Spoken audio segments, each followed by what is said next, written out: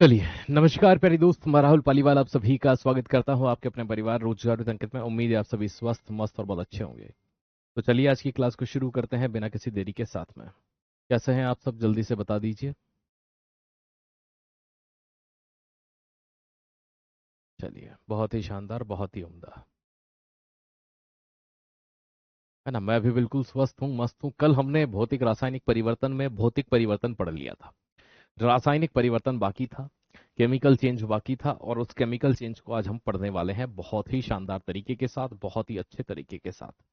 तो जल्दी से एक बार मुझे ये बता दीजिए कि आप सब कैसे हैं, और यदि आप बहुत ही शानदार हैं, अच्छे हैं, तो हम इस क्लास को शुरू करते हैं। देखो भाई, क्या होता है ना। अभी 3 डेमो थे आपके, आज से आपकी क्लासेस एप्लीकेशन में चलेंगी, है ना, और डेली आप मुझे यहीं देखेंगे। तो बता दीजिए कि कैसे हैं आप सब। बढ़िया। हाँ, इसके बाद एटम मॉलिक्यूल शुरू कर देंगे। ठीक है। रासायनिक परिवर्तन क्या होता है, देखो। एक सबसे मेन चीज कि जब भी कोई केमिकल चेंज होता है तो वहां पर किसी नए पदार्थ का निर्माण होता है, मतलब कि उसके गुण बदल जाते हैं। किसी नए पदार्थ का बनना।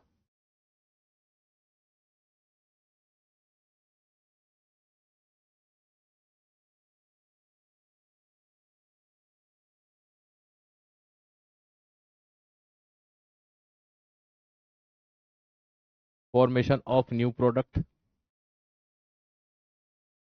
कोई नया पदार्थ बन जाए। जैसे दूध से दही बन गया तो दही नया पदार्थ है, दूध एक अलग पदार्थ होता है। यहां सर बात तो सही है ना। तो ये चीज जो होती है ना, भाई देखो, ऑब्वियसली बात है। दूध अलग चीज था, दही अलग चीज है, तो दूध से क्या बन गया, दही बन गया, है ना। तो दही नया पदार्थ हो गया, कोई नया पदार्थ बन जाए। अब जब नया पदार्थ बनता है तो वहां गुण बदल जाते हैं।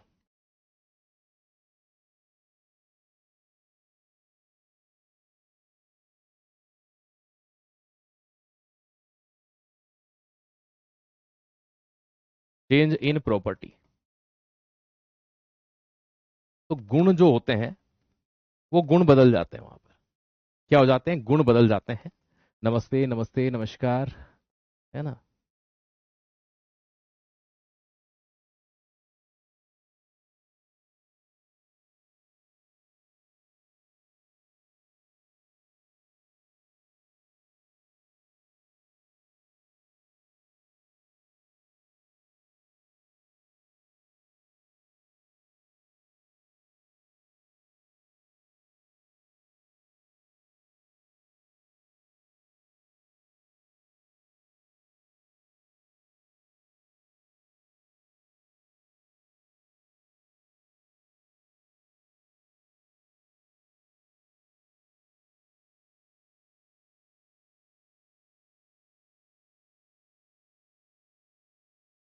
चलिए, नमस्ते, है ना। गुण बदल जाते हैं, कैसे गुण बदलते हैं, जैसे कि उसकी अपनी स्मेल बदल जाए, है ना, स्मेल बदल जाती है।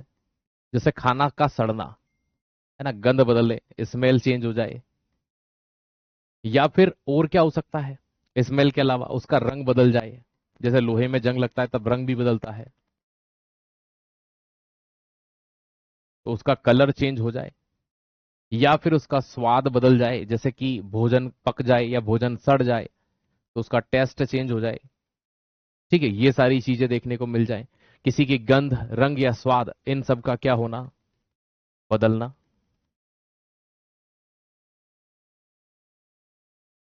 चेंज होना। या फिर किसी केमिकल रिएक्शन का होना, कोई रासायनिक अभिक्रिया मिल जाए।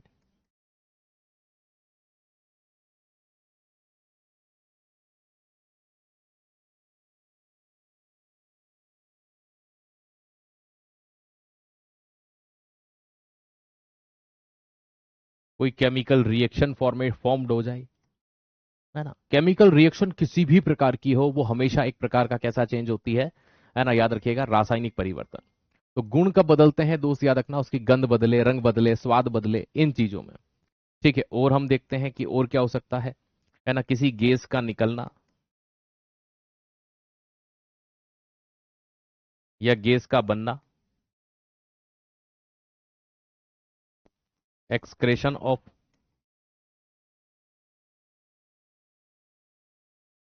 गैस, कोई गैस निकल रही हो वहां से, तो किसी नए पदार्थ का बनना, गुण बदल जाते हैं, गंध या रंग या स्वाद का बदलना, रासायनिक अभिक्रिया का होना, गैस का निकलना, ये जितने भी परिवर्तन हैं ये नॉन रिवर्सिबल होते हैं।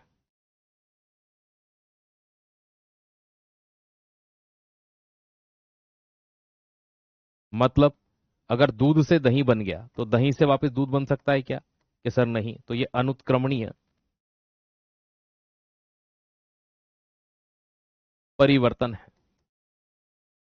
ठीक है, ये सारे अनुत्क्रमणीय परिवर्तन। और एक और ब्रह्मास्त्र जिससे इसकी पहचान होती है, किसी चीज का दहन, कंबंशन, या किसी चीज का जलना, है ना, या आप कह सकते हो बर्न होना, है ना। अब ये जब भी ये चीजें होती हैं तो आपको दो घटनाएं दिखती है। एक तो वहां पर हीट, ऊष्मा, जैसे कि लकड़ी में आग लगेगी तो लकड़ी गर्म होगी, वहां ऊष्मा होगी क्या सर? ऑब्वियसली बात है। और वहां पर अगर लकड़ी जल रही है तो प्रकाश भी दिखाई देगा, आपको लाइट भी दिखाई देगी। ये घटनाएं आपको मुख्य रूप से केमिकल रिएक्शन पहचानने में मदद करती है। ये वाला तो भाई साहब बहुत पूछते हैं पेपर में। ठीक है, जैसे मोमबत्ती का जलना, हालांकि उसमें दोनों परिवर्तन होते हैं, वो कैसे होते हैं वो भी मैं आपको बताऊंगा। ठीक है, तो किसी नए पदार्थ का बनना, ठीक है, गुण बदल जाते हैं, जैसे गंध बदल जाए, रंग बदल जाए, स्वाद बदल जाए, किसी केमिकल रिएक्शन, कोई भी केमिकल रिएक्शन हो जाए, किसी गैस का निकलना, है ना, एक्सक्रेशन ऑफ गैस हो जाएगा। नॉन रिवर्सिबल, ये अनुत्क्रमणीय परिवर्तन होते हैं। दहन या कंबंशन या जलना, कि कोई चीज जले तो जलने पर वो प्रकाश और ऊष्मा दे, है ना, नहीं तो आपको मेरा पड़ोसी मेरा सिलेक्शन से जलता है वो नहीं। ठीक है, और ये जो होते हैं इनमें अवस्था बदल सकती है। जी हाँ, अवस्था इनमें भी बदल सकती है ना, अवस्था बदलती है यहां पर भी। तो अवस्था बदलती है लेकिन ये नॉन रिवर्सिबल है ना। चेंज इन स्टेट, तो अवस्था बदल सकती है। जैसे दूध है, एकदम लिक्विड होता है, दही एकदम लिक्विड नहीं होता, है ना। लोहे में जंग लगा, अलग चीज हो गई। कोई जैसे कि मान लीजिए कैल्शियम कार्बोनेट को आपने गर्म किया, वो कार्बन डाइऑक्साइड निकल गया, तो सॉलिड से गैस। लेकिन एक चीज है, अवस्था भौतिक में भी बदलती थी, लेकिन वहां पर क्या था, वो चीज वापस से बन सकती थी, यहां पर बनती नहीं है। ये पॉइंट यदि आपको याद है, आप किसी भी एग्जाम्पल को उठा लेंगे, आप नींद में भी बना देंगे इसको कि यार ये केमिकल चेंज है ना। यही मेन वो पॉइंट्स हैं जो आपके फिजिकल और केमिकल चेंज में डिफरेंस करवाते हैं। ऐसे ही पॉइंट हमने भौतिक में पढ़े और ऐसे ही पॉइंट हम कहां पढ़ रहे हैं, केमिकल में। अब आइए मैं उन एग्जाम्पल्स की आपके साथ बात करने वाला हूं, मैं उन एग्जाम्पल्स को आपके साथ डिस्कस करने वाला हूं, जिससे आपको पता चले कि यार कौन सा केमिकल चेंज होगा, कौन सा रासायनिक परिवर्तन होगा और कौन सा नहीं होगा। चलिए बाबू देखते हैं इन सभी को। सबसे पहले लकड़ी का जलना। देखो लकड़ी जल गई तो ऑब्वियसली बात है, जली हुई लकड़ी वापस नहीं आ सकती, और जो लकड़ी जली है ना, वो प्रकाश भी उत्पन्न कर रही है और उष्मा भी दे रही है। मोमबत्ती का जलना, ये अपने आप में भैया याद रखिएगा, मोमबत्ती जब जलती है तो ये फिजिकल प्लस केमिकल दोनों होता है। कैसा होता है? फिजिकल, पी का मतलब फिजिकल, सी का मतलब केमिकल। ऐसा क्यों होता है? क्योंकि जो मोमबत्ती है ना, इस मोमबत्ती की यदि हम बात करें यहां पर, तो इस मोमबत्ती के अंदर एक धागा होगा, ठीक है, ऑब्वियसली नीचे तक। अब इस धागे के ऊपर ये मोमबत्ती जल रही होगी, यहां पर ये जल रही है ना। अब यहां पर ये जो धागा है ये इसमें बर्न हो रहा है, ये जल रहा है। अब ऐसी स्थिति में ये मोमबत्ती यहां क्या कर रही है भाई? प्रकाश या लाइट उत्पन्न कर रही है। थोड़ा बहुत यहां पर हीट भी होगा, ऊष्मा भी होगा। तो हीट और ऊष्मा, इन दोनों से तो हमें यह पता चल गया कि ये केमिकल चेंज है। ये सिर्फ फिजिकल क्या कौन सा हुआ? अब ये मोमबत्ती जब जलती है ना, तो इस साइड में यहां पर पिघलती भी है। आपने देखा होगा ये धीरे धीरे ऐसे ऐसे फैलती जाती है।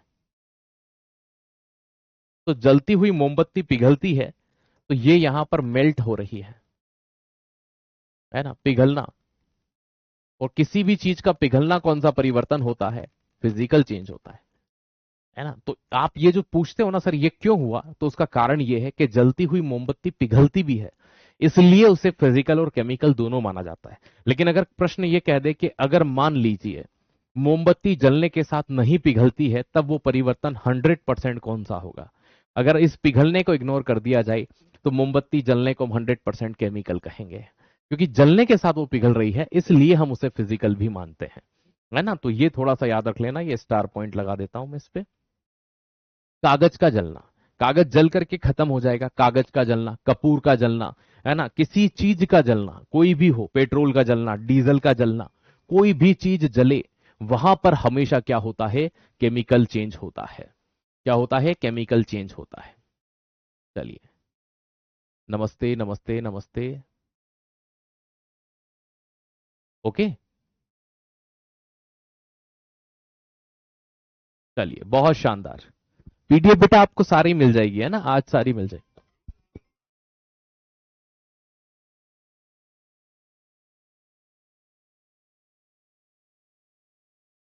चलो,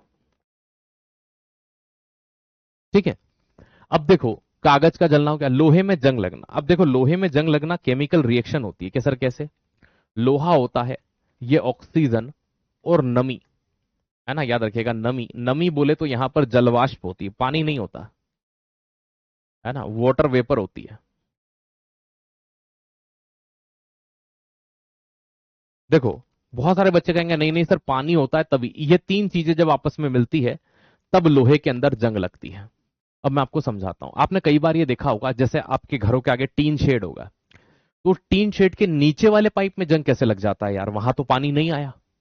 चलो, जमीन वाले लोहे में पानी टच हो गया होगा, लेकिन ऊपर वाले पे जंग कैसे लग गया। हाँ सर, बात तो सही है।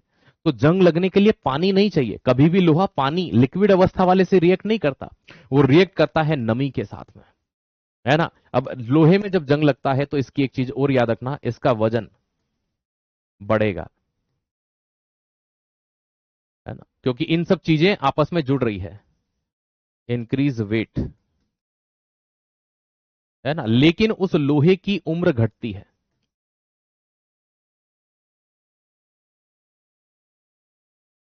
डिक्रीज एज, उस लोहे की उम्र घट जाती है। ठीक है, अगला आता है दूध का फटना। दूध फट गया, देखो उसका टेस्ट बदल जाता है, उसका स्वाद बदल गया, बिल्कुल भाई, है ना, टेस्ट बदल गया, स्वाद बदल गया, दही से दूध नहीं बन सकता, केमिकल चेंज है। खाने का पकना, देखो खाने से रिलेवेंट आपसे ये पूछा जा सकता है कि खाने का सड़ना, खाने का पकना और खाने का पचना, ये सब आपके जो होंगे केमिकल चेंज होंगे। लेकिन आप ऐसे समझिए, आपने क्या किया, है ना, दो चार चने लिए, पानी में डाल दिए, निकाल दिए, ठीक है, पानी में गीला करके निकाल करके उनको सुखा लो, उनके गुण नहीं बदलेंगे, अंकुरित नहीं होना है, अंकुरित नहीं होना, सिर्फ गीला करके आपने निकाल दिया, सुखा दिया, अंकुरित नहीं करना है। तो किसी चीज को पानी में भिगो कर निकालने पर अगर वो खराब नहीं हो रहा है ना, आप समझ जाओगे वो प्रश्न पढ़ करके कि अच्छा यहां हो रहा है कि नहीं हो रहा है, तो वो फिजिकल में काउंट होगा, है ना। जैसे हमने गीली मिट्टी में पानी मिलाया था, अब वो सूख गया, पानी उड़ गया, तो मिट्टी वापस वैसी रह गई, है ना। मिट्टी के अंदर हमने क्या मिलाया, पानी मिलाया, तो गीली मिट्टी हो गई, कि हाँ सर बात तो सही है। अब खाने का पकना, खाना पकेगा, तो देखो आपने गेहूं को पका लिया, अब वो अंकुरित नहीं हो सकता, उसने अपने गुण खो दिए पुराने वाले, अब नए गुण आ गए हैं उसमें, अब भोजन का स्वाद हो गया। ये खाना आपके पेट में जाकर पच जाए तो खाने का पचना, है ना। कभी आपसे ये बोल दे खाने का पकना या खाने का पचना, है ना, या खाने का सड़ना, है ना, ये सभी जो चीजें होती है ना, डाइजेस्ट होना फूड का, है ना भाई, सीधी सी बात है, किसी तरह से खराब हो जाना, ये सब केमिकल चेंज होता है। जैसे ये लिखा फल का सड़ना, या खाने का सड़ना भी हो सकता है, फल एक प्रकार का खाना ही तो है। बैक्टीरिया से दूध का दही, भाई दूध का दही बने, या लैक्टोबैसिलस बैक्टीरिया जो होता है, आपने देखा होगा, वो दूध को दही में कन्वर्ट करता है, वहां भी सेम चीज होती है, दूध का दही बनना, है ना, दूध का क्या बन जाना, दही बन जाना, है ना। शराब का बनना, अब शराब बनाने के लिए एक प्रोसेस यूज करते हैं, फर्मेंटेशन या किण्वन कहते हैं, अंगूर को सड़ा सड़ा करके, या फिर, है ना, याद रखिएगा, एथिल एल्कोहल बनाने के लिए हम किसको, शर्करा या शुगर को, तो यहां पर क्या होते हैं, फंगस होती है, कवक होती है ना, जाइमस एंजाइम की प्रेजेंस में कन्वर्ट होता है। अगर एक बार अंगूर से शराब बना दी जाए तो शराब से अंगूर बन सकता है क्या, कि सर नहीं बन सकता, सोचने वाली बात है, नहीं बन सकता। तो अंगूर का यहां पर शराब बनाना, या किण्वन की प्रोसेस, या बैक्टीरिया का दूध में दही, ये सब केमिकल चेंजेस हैं आपके सारे के सारे, ठीक है। तो ये चीज आप ध्यान रखिए। देखो, अगर आप चाहते हैं कि आपको बहुत जल्दी रिवीजन किसी सब्जेक्ट का करना है, तो आपको खुद नोट्स बनाने चाहिए, यदि आप ऐसे विद्यार्थी हैं जिनके पास समय का अभाव होता है ना, आप कहीं पर कोई जॉब करते हैं साथ में, है ना, या फिर इतना समय नहीं मिल पाता है, तब आप है ना हमारे द्वारा प्रोवाइड की गई पीडीएफ का उपयोग प्रिंट निकाल करके उन्हें पढ़ने के लिए कर सकते हैं। लेकिन यदि आपके पास समय है तो मैं आपसे यही अनुरोध करूंगा कि आप नोट्स बनाइए। ये नोट्स आपको कब मदद करते हैं, जब एग्जाम नियर बाय आती है ना, तो 2 घंटे 3 घंटे 4 घंटे के अंदर आप पूरी केमिस्ट्री पढ़ देते हैं। लेकिन ये नोट्स यदि हमारे लिखे हुए होंगे तो उनमें समय लगेगा, लेकिन समय का जब अभाव होता है तो वो आपके ऊपर है। जब आपके पास समय है तो आप नोट्स बनाइए, इससे दोहरा बेनिफिट होता है। लिखने वाली चीजें हमें ज्यादा याद होती है और हमारे खुद के बनाए हुए नोट्स हमें ज्यादा समझ में आते हैं। बाकी जैसा आपको ठीक लगे आप वैसा कर सकते हैं, ठीक है। चलिए अगला, चूना पत्थर से चूना बनना। अब भाई साहब कुछ बच्चे समझते हैं चूना पत्थर को पीस करके चूना बनाया होगा। यहां पर एक केमिकल रिएक्शन होती है बाबू। क्या होती है? Chemical reaction. अब जैसे ये देखिए, यहां पर क्या होता है, कैल्शियम कार्बोनेट होता है CaCO3। इसको गर्म किया जाता है। गर्म किया जाता है तो कैल्शियम ऑक्साइड में बदल जाता है और इसके अंदर से कार्बन डाइऑक्साइड गैस निकलती है। और हमने आपको एक चीज बताई है कि जब भी कभी कोई गैस निकलेगी, जब भी कभी कोई गैस निकलेगी तो वहां कौन सा परिवर्तन होगा? जब भी कोई गैस निकलेगी तो वहां कौन सा परिवर्तन होगा? क्या सर? केमिकल चेंज होगा। क्या होगा? केमिकल चेंज होगा। लोहे में तांबा चढ़ाना। अब ऐसा नहीं था कि ये लोहा था और मेरे पास में ये तांबा था, ये समझ लीजिए प्लास्टिक है लेकिन आप तांबा समझिए, मैंने इसके ऊपर चढ़ा दिया, ऐसा नहीं है। लोहे पर तांबा चढ़ाने के लिए इन्हें इलेक्ट्रोलाइसिस प्रोसेस से गुजरना होता है। जो पद्धति यहां पर यूज होती है उसे इलेक्ट्रोप्लेटिंग कहते हैं। मतलब यहां पर इन दोनों को एक लिक्विड के अंदर डाला जाता है। तांबे के जो मॉलिक्यूल्स होते हैं वो आकर के फिर लोहे की उस परत के ऊपर चढ़ना शुरू करते हैं। क्योंकि यहां पर एक रासायनिक, एक केमिकल प्रोसेस होती है, एक केमिकल रिएक्शन होती है, तो लोहे में तांबा चढ़ाना, लोहे पर जस्ते या जिंक की परत जिसे गैल्वेनाइजेशन कहते हैं वो चढ़ाना, है ना, किसी भी दूसरे धातु के ऊपर अगर इस तरह से चीज की जाती है तो वो एक केमिकल प्रोसेस है ना, एक रासायनिक अभिक्रिया होती है। इसलिए ये भी आपका केमिकल चेंज होगा। चलिए, बैटरी का डिस्चार्ज होना। बहुत सारे बच्चे ऐसा समझते हैं कि सर बैटरी जो डिस्चार्ज होती है वो तो फिजिकल चेंज होता है क्योंकि बैटरी दोबारा चार्ज हो जाती है। देखो मैं आपको एग्जांपल के लिए समझाता हूं। मेरे पास में ये 2 सेल हैं, है ना। ये क्या लगा है हाथ पे?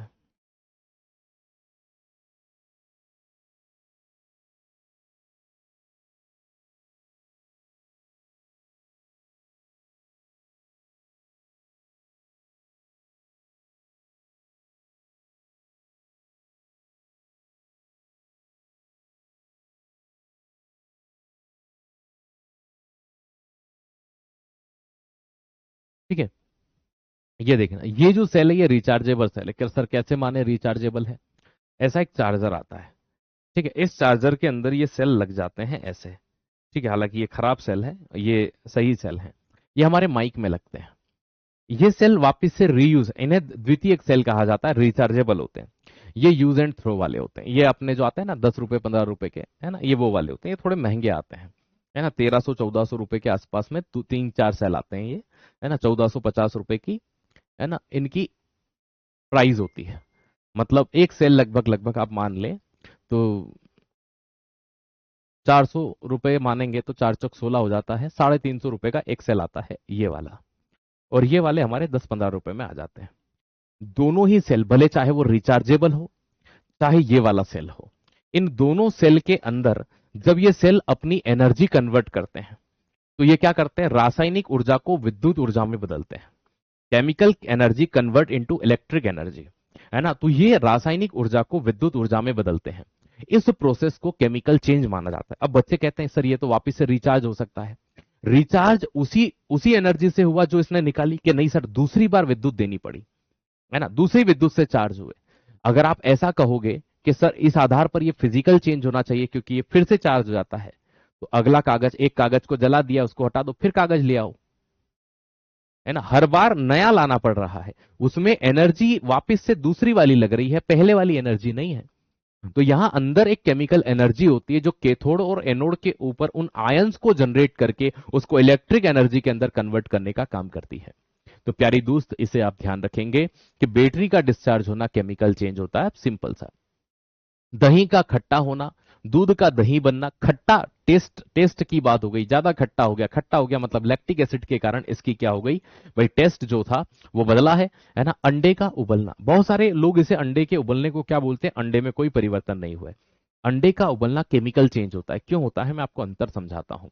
जब अंडा उबलता है तो उसके अंदर का जीव मारा जाता है, अब उस अंडे से वो जीव पैदा नहीं हो सकता, इसलिए हम इसे केमिकल चेंज कह रहे हैं। ठीक है, याद रखिएगा।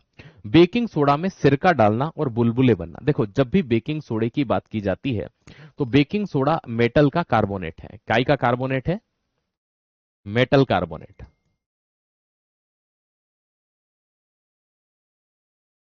धातु का कार्बोनेट है। और जब भी धातु का कार्बोनेट किसी अम्ल के साथ क्रिया करता है, ठीक है, जब भी धातु का कार्बोनेट किसी एसिड के साथ, किसी अम्ल के साथ क्रिया करता है, यहां पर भी एक अम्ल दे रखा है हमें, उस अम्ल का नाम है एसिटिक एसिड। सिरका में क्या होता है, विनेगर, विनेगर के अंदर क्या होता है, CH3COOH। तो यहां से एक गैस 100% बाहर निकलती है जिसे कार्बन डाइऑक्साइड गैस कहते हैं। और प्यारी दोस्त, ये जो बुलबुले यहां से निकले हैं, ये बुलबुले किसी और के नहीं, कार्बन डाइऑक्साइड गैस के हैं। ये बुलबुले किसी और के नहीं, ये कार्बन डाइऑक्साइड गैस के हैं। तो ये केमिकल रिएक्शन है, याद रखिएगा। ये एक केमिकल, किसी हो सकता है कल को यहाँ बेकिंग सोडे की जगह सोडियम बाइकार्बोनेट दे दे, सिरके की जगह H2SO4 दे दे, HCl दे दे, कुछ भी दे देगा बाबू, है ना। तो यहाँ एसिड बदल सकता है और यहाँ पर वो है ना सोडे का नाम कल को पोटेशियम बाइकार्बोनेट दे दे, और यहाँ सिरके की जगह भाई फॉर्मिक एसिड दे दे। तो अम्ल बदले या इधर से क्या बदले, वो किसी है ना, याद रखना, है ना, धातु का कार्बोनेट। आपको ये पहचानना होगा कि भाई मेटल, उसका नाम बोलिए, sodium bicarbonate, potassium bicarbonate, calcium carbonate, इस तरह से नाम प्रोनाउंस करिए, आप पकड़ लेंगे। और साइड 60 में क्या दिया होगा, एसिड दिया होगा। कोयले का जलना, कोयला जले, लकड़ी जले, है ना, कुछ भी। फिर दिया है आतिशबाजी फोड़ना। बहुत सारे बच्चे समझ नहीं पाते कि आतिशबाजी क्या होती है। भाई मेरे, आतिशबाजी का मतलब होता है पटाखे। क्या होते हैं, पटाखे, है ना। आपने ये देखा होगा पटाखे फोड़ते हैं दिवाली के आसपास, ठीक है, खूब फोड़ो, कोई दिक्कत नहीं है, जितना फोड़ सकते हो उतना फोड़ो, ठीक है, ये चीज ध्यान रखिएगा। ओके,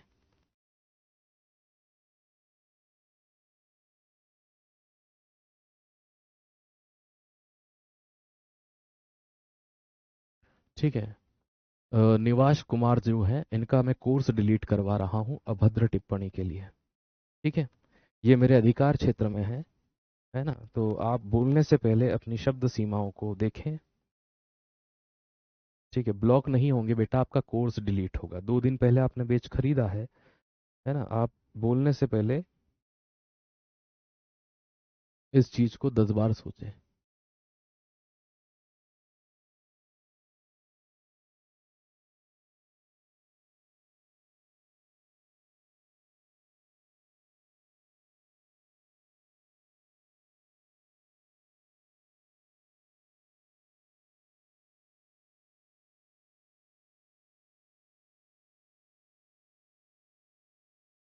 ठीक है,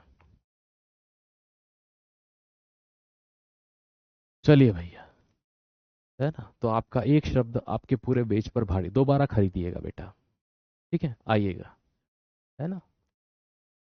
चलिए, दोबारा खरीदना पड़ेगा अब आपको, चलिए, है ना। अब सॉरी का कोई मतलब नहीं है ना। चलिए, कोयले का जलना, आतिशबाजी फोड़ना, पटाखे फोड़ना, ठीक है ना। तो आतिशबाजी जब फोड़ी जाती है, पटाखे जब फोड़े जाते हैं, तो उन्हें, ठीक है ना बेटा, ब्लॉक नहीं होते अब सीधे कोर्स डिलीट होते हैं, ठीक है। वो गया समय, आप बोलेंगे, है ना, कुछ भी हम सुन लेंगे, भाई हम पढ़ा रहे हैं आपको ईमानदारी से, ठीक है। मैंने इसमें कोई कमी की हो तो मुझे बताइए, ठीक है। ब्लॉक करने का सिस्टम ही खत्म कर दिया। चलिए, आइए, अगली चीज, है ना। और ये किसी से भी कहें, वो स्क्रीनशॉट परमानेंट वहां लगा रहेगा जहां ये पेज डिलीट हुआ है। पत्तियों का पीला होना, ठीक है। जब पत्तियां पीली होती हैं, है ना, तो देखो उनका रंग बदल गया। पहले पत्तियां हरी होती थी, फिर पत्तियां पीली होने लगी, और फिर वो पेड़ से गिर जाएगी। तो ये एक चेंज है, पत्तियों ने अपनी उम्र पूरी कर ली है ना। एक बच्चे ने मुझे एक बड़ा प्यारा सवाल पूछा था, सर इंसान का जलना भी, क्या जला हुआ इंसान वापस आ सकता है? देखो, उंगली जलना नहीं, पूरा ही जला दो, खत्म कर दो उसको, है ना। वो खाद का बनना, देखो खाद बनता है सड़ करके, काई से बनता है, सड़ करके। तो ये चीज ध्यान रखिएगा, खाद का बनना। खाद का बनना जो होता है वो क्या होता है, एक प्रकार का केमिकल चेंज। किसी भी तरह से ले लो आप, केमिकल रिएक्शन से खाद बनाया जाता है, ठीक है। तो खाद का बनना यहां पर क्या होता है, केमिकल चेंज होता है, ठीक। शरीर में भोजन का पचना एक केमिकल चेंज है। जैसे आपने कार्बोहाइड्रेट लिया तो कार्बोहाइड्रेट ग्लूकोज में टूट गया, आपने प्रोटीन, प्रोटीन अमीनो एसिड में टूट गया, आपने वसा लिया वो फैटी एसिड के अंदर टूट गया। तो ये सभी जो चीजें हैं, है ना, फूड का जो डाइजेशन है, ये चीज ध्यान रखिएगा, डाइजेशन ऑफ फूड जो है इन बॉडी, भोजन का पचना हमारे शरीर के अंदर केमिकल चेंज होता है। अब एक ये वाला जो प्रश्न है ना, ये एक एग्जाम में आया था। किसमें आया था, एक एग्जाम के अंदर ये पॉइंट आया था। और जब ये एग्जाम के अंदर ये पॉइंट आया तो बच्चों ने इसे माना कि ये जो चेंज है वो फिजिकल चेंज है, भौतिक परिवर्तन है। सर कैसे है भौतिक परिवर्तन, समझिएगा। जंग पर पेंट का चिपकना, जंग पर पेंट का चिपकना। अब मैंने आपको भौतिक परिवर्तन में ये बताया था, जो लोहे के ऊपर पेंट करना है ना, जैसे पीला पेंट कर दिया तो लोहे के गुण बदलेंगे कि सर नहीं बदलेंगे। किसी पर पेंट करना भौतिक परिवर्तन है क्योंकि उसके गुण नहीं बदलते। लेकिन यहां समझो, जंग पर पेंट चिपकना, आपने किसी लोहे पर पेंट किया था, कुछ समय बाद उस पर जंग लगा और जंग के साथ में वो पेंट निकल रहा है चिपक करके। तो वहां पर ये जो आपको पेंट वर्ड यूज किया गया ना कि भैया पेंट किया है, कलर किया है, ये वहां पर एक तरह से क्या था बाबू, याद रखिएगा, आपको कंफ्यूज करने के लिए दिया था। रियलिटी में वहां बात किसकी हो रही है, जंग की हो रही है, रस्ट की हो रही है। दोनों में अंतर समझ में आया कि नहीं आया, ठीक है, ठीक है, बात समझिएगा। जंग पर तो लोहे पर आपने मान लीजिए एक लोहे का एक टुकड़ा था, उसको पेंट कर दिया, कुछ समय बाद उसमें जंग लगा और जंग लग करके फिर क्या हुआ, वो चीज बाहर निकली, ठीक है। अब बाहर निकली ऐसी स्थिति में क्या होता है, ठीक है। तो ऐसी स्थिति में जंग लगी है तो वो पेंट उसके साथ, ये केमिकल प्रोसेस है पूरी की पूरी, ये केमिकल रिएक्शन है, इसलिए केमिकल चेंज है। याद रखना, इसको देखने पर ऐसा लगता है कि ये भौतिक परिवर्तन होगा, जिस दिन भी ये पेपर में छपेगा ना, बच्चे इसको गलत करके आएंगे, ठीक है। अगला प्रश्न, लोहे का गैल्वेनाइजेशन। गैल्वेनाइजेशन में क्या होता है ना, हम कह सकते हैं कि जो जिंक होता है या जस्ते की परत चढ़ाना, तो चाहे आप कॉपर की परत चढ़ाओ लोहे के ऊपर, चाहे आप जस्ते की परत चढ़ाओ, मैंने आपको पहले ही कहा गैल्वेनाइजेशन क्यों करते हैं, ताकि लोहे को जंग से बचाया जा सके, है ना। ये चीज ध्यान रखना, लोहे का जंग से क्षतिग्रस्त होना वही कोरोजन ऑफ आयरन हो गया। चांदी का काला होना, है ना, हवा में चांदी का काला होना, है ना, लोहे का भूरा होना, भूरा होता मतलब जंग लगी, चांदी काली हो रही उसका संचारण है ना, तांबे का हरा होना उसका संचारण है। आग लगने से राख बनना, कोई भी चीज आग लगे, formation of ash after burning, कोई भी चीज बर्न होकर के फिर कन्वर्ट हो जाए एश के अंदर, वो चीज यहां पर आती है, ठीक है। तो ये भी आप इनमें देख सकते हैं। ये 24 टोटल हमने अभी डिस्कस किए। अब 24 के बाद में 25, ये वाला भी महत्वपूर्ण है। ये वाला हालांकि आपकी एसएससी में नहीं आया, लेकिन एक एग्जाम होती है जिसे कहते हैं मेडिकल वाली, उसमें यह प्रश्न पूछ लिया था कि नाखून का संक्रमण या इंफेक्शन से पीला होना किस प्रकार का परिवर्तन है, भौतिक है कि रासायनिक। अब बच्चों ने सोचा नाखून पीला है वापिस से सही हो ही जाएगा, नहीं बाबू, यहां पर भी अंतर आया, यहां पर भी डिफरेंशिएशन आया कि सर कैसे आया, समझना, ठीक है ना। अब भाई मेरे नाखून का पीला होना, नाखून यदि पीला हो जाए, लेकिन ऐसा नहीं है कि वो नॉर्मली हुआ है, मेन चीज थी उसमें जिससे ये केमिकल चेंज का पता चल रहा है, वो है इन्फेक्शन, है ना। वो क्या चीज है, इन्फेक्शन, संक्रमण के कारण। और संक्रमण किसी विशेष चीज से हुआ होगा, उसने आपके शरीर में बदलाव कर दिए, यार नाखून पीला कर दिया। जॉइंटिस के अंदर ऐसा होता है अक्सर। तो यदि किसी इन्फेक्शन के कारण बॉडी में अगर आपके नाखून पीले हुए हैं तो वो केमिकल चेंज होगा, ठीक है, वो केमिकल चेंज होगा, इसे याद रखिएगा, ठीक। अगला आता है पेट्रोल का जलना, कोई भी चीज जले हम जानते हैं केमिकल चेंज। दवाइयों का शरीर में प्रतिक्रिया करना, जैसे आपने कई बार ये देखा होगा, मैं आपको एक चीज समझाता हूं, है ना। आप कोई दवा खरीदते हैं तो इस तरह की दवाइयां होती हैं अक्सर, है ना, ये खाली स्ट्रिप रखी हुई है मेरे पास, ये समझना, ये दवाइयां जो होती हैं ये केमिकल वाली हैं।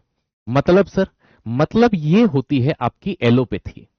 रसायन जैसे एस्प्रिन, डिस्प्रिन, पेनिसिलिन, ये सब एक प्रकार की ड्रग है जो किसी केमिकल की बनी हुई है, किसी रसायन की बनी हुई है। अब देखो, आपने एक नॉर्मली कभी आपको ज्वर आया होगा, आपने पैरासिटामोल नामक एक दवाई खाई होगी, पेट में जाकर वो घुल जाती है। अब वो पेट में घुलते ही फीवर उतार देती है? नहीं, वो पेट में जाकर घुलती है और घुलने के बाद हमारे ब्लड के साथ में मिलकर के ब्रेन में एक हिस्सा होता है जिसे हम क्या कहते हैं, हाइपोथैलेमस। शरीर के तापमान पर नियंत्रण रखने का काम कौन करता है बाबू? हाइपोथैलेमस करता है। उस हाइपोथैलेमस के साथ में केमिकल रिएक्ट करती है और उसे कहती है तेरा काम क्या था? कि मेरा काम तो था बॉडी टेम्परेचर कंट्रोल करना, शरीर के तापमान पर नियंत्रण रखना। तो तुम कर क्यों नहीं रहे हो? बंदे का शरीर का तापमान बढ़ चुका है। तो ये केमिकल प्रोसेस, क्योंकि ये रसायन है तो ये हमारी बॉडी में जाकर के केमिकल रिएक्शन ही करेंगे, याद रखना। अब आयुर्वेद वाली को हम यहां पर काउंट नहीं करते हैं, ये चीज ध्यान रखिएगा। दवाइयों का शरीर में प्रतिक्रिया करना, action of medicine in body, ये केमिकल चेंज होता है क्योंकि ये केमिकल की बनी हुई है। एसिड और बेस का मिलना और नमक बनाना, एसिड बेस जब मिलते हैं इस अभिक्रिया को न्यूट्रलाइजेशन कहा जाता है। क्या कहा जाता है? न्यूट्रलाइजेशन। आप इसको ऐसे समझिए, जब भी एसिड और बेस आपस में रिएक्ट करते हैं, एक केमिकल रिएक्शन होती है और वहां सोल्ट के साथ में क्या बनता है? पानी। जैसे for the example, hydrochloric acid की क्रिया आप सोडियम हाइड्रोक्साइड नामक क्षार के साथ करवाइए, ये केमिकल रिएक्शन होगी। तो यहां पर NaCl बनता है और साथ में पानी बन जाता है। तो आप यहां देख सकते हैं, इस अभिक्रिया को ही न्यूट्रलाइजेशन इंग्लिश में, और हिंदी मीडियम वाले छात्र इसे उदासीनीकरण कहते हैं। क्या कहते हैं? उदासीनीकरण कहते हैं। ठीक है, क्या कहते हैं? उदासीनीकरण कहते हैं। तो अम्ल और क्षार का मिलना और नमक बनाना, ये चीज यहां पर हमें देखने को मिलती है। ठीक है ना? ओके, तो ये उदासीनीकरण। गंदे पानी को शुद्ध, अब देखो दो चीजें होती हैं। मान लीजिए कि ये पानी था मेरे पास, मैंने क्या किया, एक कपड़ा लिया, कपड़ा है नहीं मेरे पास, और कपड़े से छान दिया। कपड़े से छानना, दो चीजें होती हैं, है ना? हिंदी ये रहा बेटा, उदासीनीकरण न्यूट्रलाइजेशन का, ऊपर वाली लाइन इसी की है। एक बच्चा कह रहा है इसका हिंदी तो लिखा ही नहीं आपने, इसी का हिंदी ये रहा। एसिड मतलब अम्ल, बेस मतलब क्षार का मिलना, सॉल्ट मतलब नमक, और जल, है ना, ये रहा। अब आप HCl हाइड्रोक्लोरिक एसिड होता है, इनके हिंदी नहीं होते हैं। ठीक है, ओके। अब देखो, गंदे पानी को शुद्ध करना, इसकी दो चीजें, कपड़े से छानना, कपड़े से छाना हुआ पानी साफ नहीं हुआ। अब वैसे नाले का पानी कपड़े से छान कर पी सकते हैं क्या? कि सर नहीं। ऐसा ही गंदा पानी जो होता है वो हमारी नगर निगम जो होती है ना, जहां जिन शहरों में हम रहते हैं वहां आता है। तो वो क्या करते हैं? फिटकरी डालते हैं या फिर उसमें क्लोरीन गैस को प्रवाहित करते हैं। अगर आपका पानी जो साफ हुआ है वो क्लोरीनेशन से हुआ है ना, या क्लोरीनेशन ऑफ वाटर हुआ है, तो क्लोरीन क्या करती है? एक जहरीली गैस है। अगर क्लोरीन के संपर्क में हम आ जाएं, फाइल निपट जाएगी हमारी, समझे? तो क्लोरीन गैस क्या करती है? उसमें उपस्थित जितने जीवाणु होती है उनको फाइल निपटा देती है, उनकी ठाए ठाए ठाए एक एक को मार देगी। तो वो क्लोरीन गैस प्रवाहित करते हैं। इसमें क्या करते हैं? तो गंदे पानी को शुद्ध कर रहे हैं लेकिन क्लोरीनेशन से। अगर क्लोरीनेशन वर्ड लिखा हुआ है तो भैया ये आपका केमिकल चेंज होगा। लेकिन वो बोलते कपड़े से छान दिया हमने, नहीं। ठीक है, कपड़े से छान दिया नहीं, ये चीज होगी। ठीक है, रक्त का थक्का जमना। अब आप जो बायोलॉजी पढ़ोगे, ब्लड क्लोटिंग होता है ना, फाइब्रोनोजिन प्रोटीन जो होता है वो फाइब्रिन में बदलता है, थाम्रोप्लास्टिन होता है, कैल्शियम आयन होते हैं, विटामिन के, ये सब मदद करते हैं।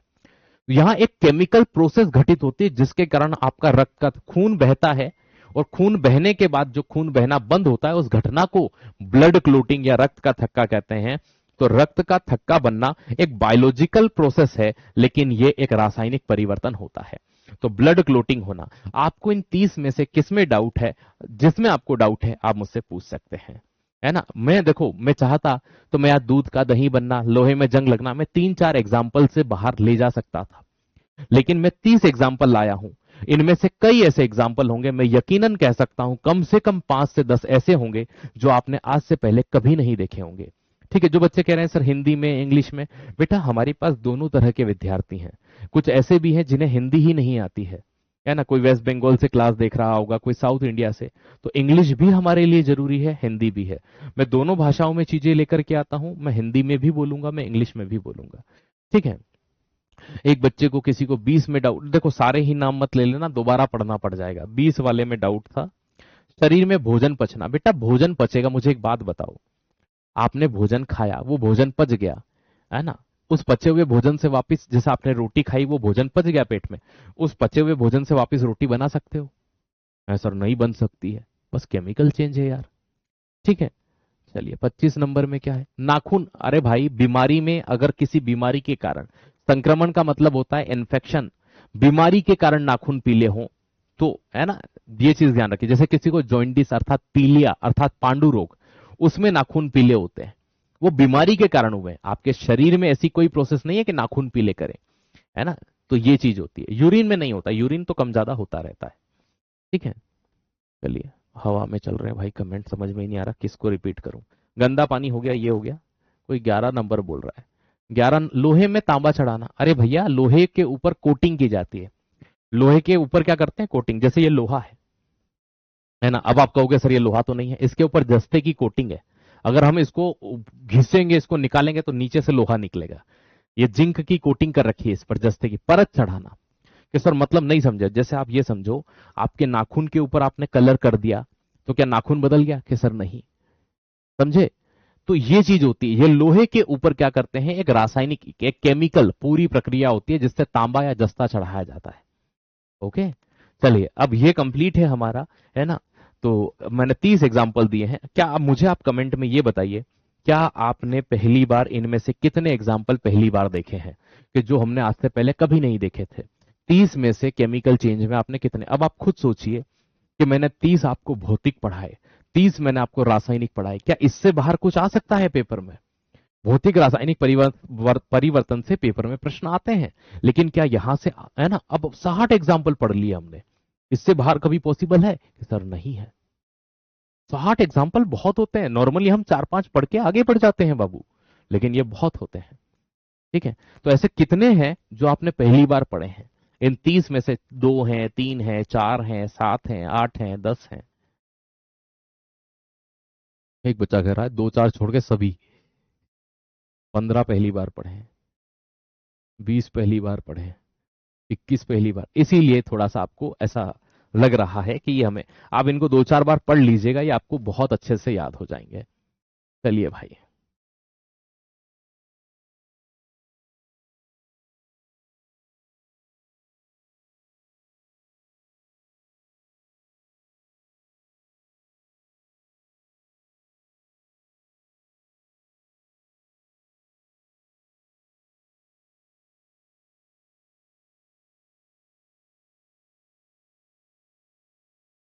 चलो अब हम शुरू करने वाले हैं न्यू टॉपिक, आपका नया टॉपिक।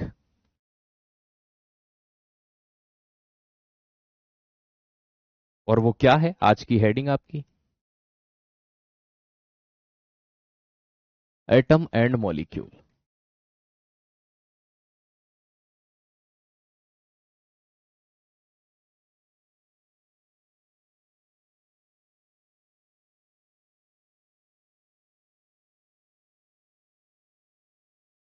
ठीक है। परमाणु एवं अणु।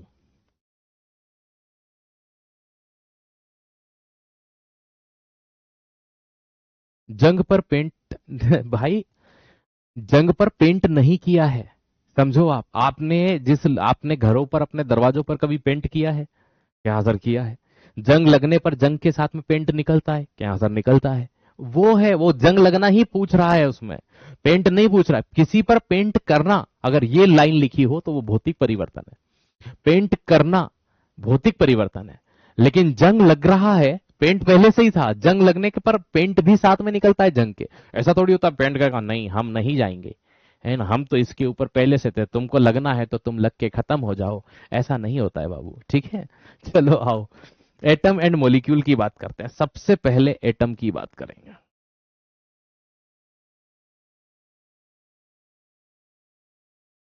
परमाणु की बात करेंगे।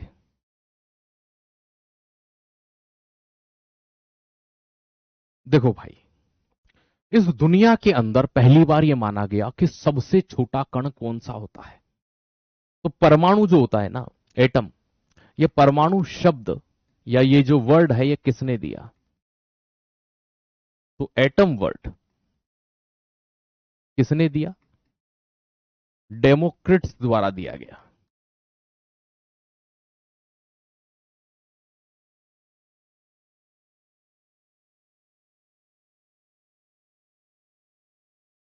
ठीक है, किसके द्वारा दिया गया? डेमोक्रिट्स के द्वारा दिया गया। तो परमाणु एवं अणु, मैं हर एक शब्द को, हर एक लाइन को हिंदी और इंग्लिश दोनों भाषाओं में लिखूंगा। बिल्कुल परेशान मत होइए, आप कहोगे तो भी लिखूंगा, नहीं कहोगे तो भी लिखूंगा। ठीक है, तो ये जो शब्द है ना, परमाणु शब्द, ये कौन से चाचा ने दिया? ये डेमोक्रिट्स ने दिया, है ना। किसने दिया? डेमोक्रिट्स चाचा के द्वारा ये शब्द दिया गया, है ना। डाल्टन ने एटॉमिक प्रिंसिपल दिया, ये चीज ध्यान रखिएगा। अब ये जो परमाणु होते हैं, ऐसा कहा जाता है, ठीक है, किसी भी तत्व का या किसी भी चीज का, तो ये पदार्थ का सबसे सूक्ष्मतम कण होता है। क्या होता है? पदार्थ का सूक्ष्मतम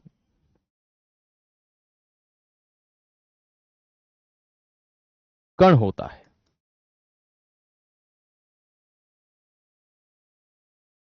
स्मॉलेस्ट पार्टिकल ऑफ मैटर। तो किसी भी पदार्थ के सबसे छोटे कण को हम क्या कहते हैं? परमाणु। ये सर मतलब नहीं समझ में आया, सबसे छोटा कैसे? समझाते हैं। देखिए ये लोहा था, है ना, मैंने इसको पीस करके बिल्कुल बारीक एकदम चूरे में बदल दिया, पाउडर बदल दिया। मैंने उस पाउडर को जमीन में बिखेर दिया। मुझे एक बात बताओ, क्या ये खत्म हो गया? अगर मैंने इसको बिल्कुल बारीक पीस करके, एक है ना, देखो यदि आप हिंदी मीडियम के हैं तो आप सिर्फ हिंदी में लिख लीजिए, आप इंग्लिश मीडियम के हैं तो आप इंग्लिश में लिख लीजिए, आप दोनों लिखना चाहें तो आप दोनों लिख लीजिए, आप नहीं लिखना चाहें तो आप मत लिखिए, आप पीडीएफ जो आएगी उसको प्रिंट करवा लीजिएगा। ठीक है ना, ये चीज होती है। देखो क्या होता है, मैं आपको एक एग्जांपल देता हूं। आप मान लीजिए करेला नहीं खाते, लेकिन किसी शादी में आप गए, वहां करेला भी था। अब बात ये आ रही है, आप दूल्हे के पास जाके, वो शादी में तुमने करेला बनाया है, वो खाना जरूरी है क्या? वो मेरे को पसंद नहीं है। तो वो कहेगा भाई नहीं पसंद है तो मत खाओ, है ना, वो दूध जिसको पसंद है वो खा लेगा। एज इट इज हम हिंदी और इंग्लिश में इसलिए लिखते हैं, जो इंग्लिश मीडियम के छात्र हैं वो इंग्लिश में लिख लेंगे, हिंदी वाले हिंदी में लिख लेंगे, जिन्हें दोनों चाहिए वो दोनों में लिख लेंगे। ठीक है, उम्मीद है एग्जाम्पल आपको समझ में आया होगा। चलिए, तो पदार्थ का सूक्ष्मतम कण जो होता है ना, स्मॉलेस्ट पार्टिकल जो होता है वो कौन होता है? परमाणु होता है। तो जैसे हमने लोहे का चूरा करके उसे जमीन में फेंक दिया, तो क्या वो खत्म हो गया था? कि सर नहीं हुआ, है ना, वो तो जमीन में है, उसमें वापस से मैग्नेट घुमाएंगे तो उसके बारीक पार्टिकल चिपक जाएंगे। कि सर हाँ यार, बात तो सही है ना। अब ये समझना यहां पर, लेकिन ये जो होता है ना परमाणु, इसके बारे में एक बात कही जाती है, क्या एटम स्वतंत्र पाया जाता है? नहीं भैया, ये स्वतंत्र नहीं पाया जाता। तो not found in free state, है ना, या it's not found in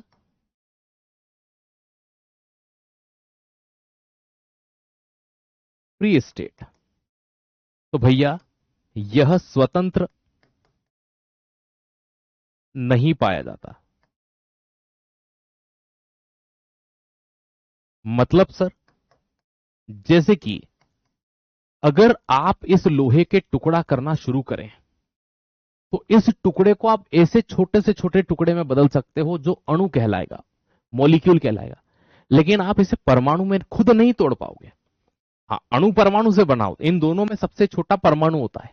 Hindi medium का छात्र अणु बोलता है कि सर ये तो दो ही है, ये चार है, हाँ इस लिहाज से हो सकता है, लेकिन केमिस्ट्री के लिहाज से परमाणु अर्थात एटम जो होता है वो स्मॉलेस्ट होता है, सबसे छोटा। ठीक है, एटम से ही मॉलिक्यूल का फॉर्मेशन होता है। अब यहां समझने का हम एक प्रयास और करते हैं। यह स्वतंत्र नहीं पाया जाता, पदार्थ का सूक्ष्मतम कण होता है। परमाणु के बारे में यह लाइन कही जाती है कि परमाणु को न तो बनाया जा सकता है,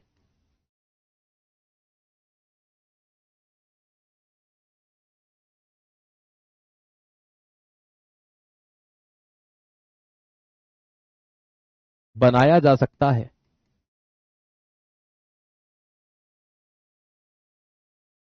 न ही नष्ट किया जा सकता है।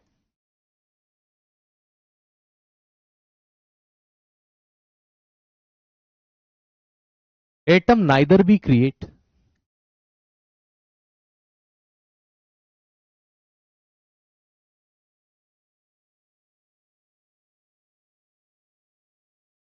Nor be destroyed. कि सर कैसे मान लें? अरे भाई, जैसे आप ऐसे समझिए कि परमाणु को न तो बनाया जा सकता है न नष्ट किया जा सकता है। ये लाइन बड़ी ही फेमस रही। सोने का एक टुकड़ा है, जैसे सोने को बारीक पीस के आपने जमीन में डाल दिया, क्या सोना घर में बनाया जा सकता है? सोने का सबसे छोटा भी एक परमाणु ही होगा। क्या सोना हम घर में बना सकते हैं? कि सर नहीं। आपने कई बार ये देखा होगा, लोहे की खदानें हैं, एल्यूमिनियम की खदानें हैं, बॉक्साइट की खदानें हैं, मैग्नीज की खदानें, सोने की खदानें। अगर हम परमाणु बना सकते तो हम खदानें क्यों बनाते? हम तो परमाणु से सीधा ही सोना बना लेते यार। ठीक है, अगर ये टेक्नोलॉजी अगर होती तो पाकिस्तान वाले क्यों ही बम फोड़ते? वो सोना बना बना के नहीं कटोरिस्तान अमेरिस्तान हो जाता वो। सोचने वाली बात है, समझने वाली बात है। ठीक है, तो भैया परमाणु को न तो बनाया जा सकता है न ही नष्ट किया जा सकता है ना। जितना मौजूद है आप उसका यूज करिए, वो वापस प्रकृति में मिल जाएगा, फिर यूज करिए। ठीक है, एक चीज और होती है, परमाणु अविभाज्य कण है। परमाणु अविभाज्य कण है, मतलब परमाणु को और नहीं तोड़ा जा सकता। Atom is a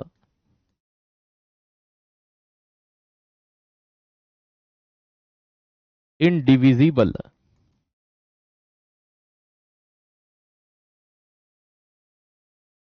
particle. ठीक है, ठीक है, atom is a indivisible particle. परमाणु जो होता है उसे तोड़ा नहीं जा सकता, है ना भाई। और टुकड़े परमाणु के नहीं कर सकते। ये बहुत रिपीटेड है, एसएससी में 2 बार आ चुका है। ठीक है, कि निम्न में से परमाणु के बारे में क्या सही है? परमाणु अविभाज्य, जिसका विभाजन नहीं किया जा सके, जिसे तोड़ा नहीं जा सके, परमाणु अविभाज्य कण होता है। ठीक है, आज की क्लास यहीं पर विराम करते हैं, है ना। इसी के साथ अब इसके आगे हम कल करेंगे। ठीक है, हाँ कटोरिस्तान ही तो है। चलिए, कोल क्या होता है? कोयला होता है ना। वो भाई अधात्विक है, कार्बन का अंश है उसमें, वो अधात्विक है। चलिए, इतना अच्छा क्यों पढ़ाते हो? क्या कहूं मैं अब इसमें। पीडीएफ आपको आरडब्ल्यू एप्लीकेशन में जहां हमारे चेहरे लगे होंगे उस पर क्लिक करना, सब्जेक्ट होगा, वीडियो के पास में ही पीडीएफ का ऑप्शन होता है। एंड आपको सारी पीडीएफ मिल जाएंगी, कल परसों वाली भी सारी मिल जाएंगी और आज वाली भी मिल जाएंगी। तो इसके लिए आपको परेशान नहीं होना है। बहुत बहुत प्यार आप सभी को, थैंक यू सो मच। चलिए, है ना, इस क्लास को यहीं विराम करते हैं। मिलते हैं हम लोग कल, तब तक के लिए स्वस्थ रहिएगा, मस्त रहिएगा और अच्छे से पढ़ते रहिएगा। धन्यवाद, जय हिंद, जय Bharat. Thank you so much.